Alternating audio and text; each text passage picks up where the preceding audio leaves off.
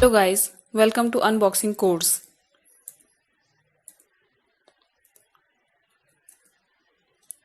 आज हम सीएससी का पहला टॉपिक करने जा रहे हैं, दैट इज कॉल्ड टर्मिनोलॉजी।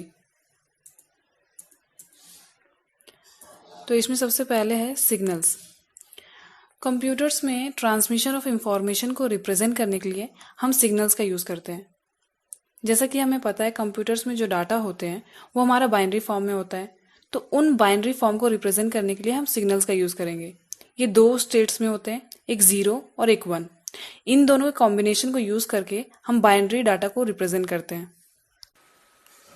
तो ये होते हैं सिग्नल्स। इसके बाद है कंप्यूटर आर्किटेक्चर। कंप्यूटर आर्किटेक्चर हमें हार्डवेयर डिज़ाइन के बारे में बताता है। ये दो टाइप के होते हैं, एक वॉन न्यूमैन आर्किटेक्चर और एक Harvard architecture. Von Neumann architecture में ये होता है कि जो सीपीयू है, मेमोरी से data and instruction at the same time read नहीं कर सकता। लेकिन जो हमारा हार्वर्ड आर्किटेक्चर होता है, उसमें जो सीपीयू है वो मेमोरी से एक ही टाइम पे डाटा और इंस्ट्रक्शन दोनों को रीड कर सकता है।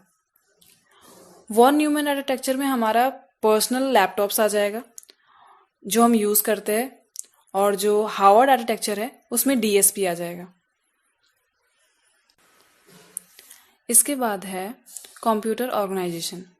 इसमें ये होता है कि जो हम हार्डवेयर्स यूज़ कर रहे कंप्यूटर में, वो एक दूसरे से कैसे कनेक्टेड हैं, और उन हार्डवेयर्स को हमें यूज़ कैसे करना है और ऑपरेट कैसे करना है, वो हमारा कंप्यूटर ऑर्गेनाइजेशन के अंदर आता है।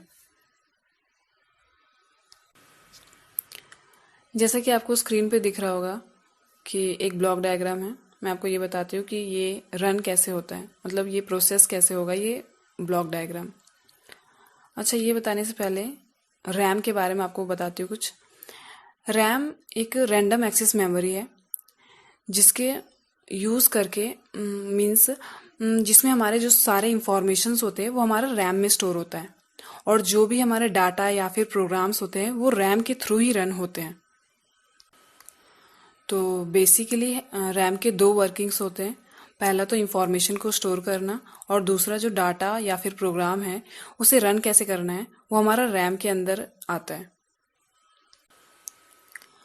अब इसके बाद मैं आपको ये ब्लॉक डायग्राम बताती हूँ, ये वर्क कैसे कर रहा है।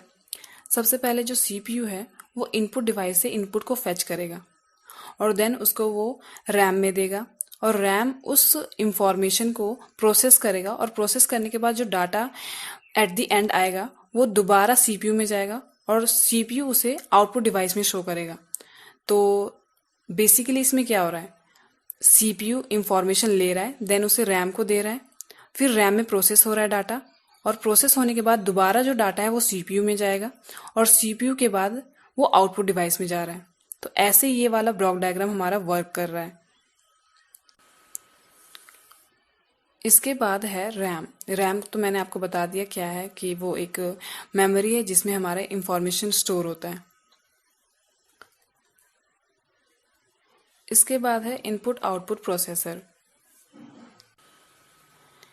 इनपुट आउटपुट प्रोसेसर में बेसिकली हमारा जो इनपुट है वो कीबोर्ड जैसे कि कीबोर्ड से हम इंफॉर्मेशन ले रहे हैं, और देन उसमें प्रोसेसिंग हो रही है, फिर वो आउटपुट डिवाइस पे शो हो रही है। जैसे कि मॉनिटर पे जो हमारा आउटपुट आता है वो हमारा आउटपुट पे आ जाता है। तो ये हमारा आउटपुट प्रोसेसर का काम हो गया।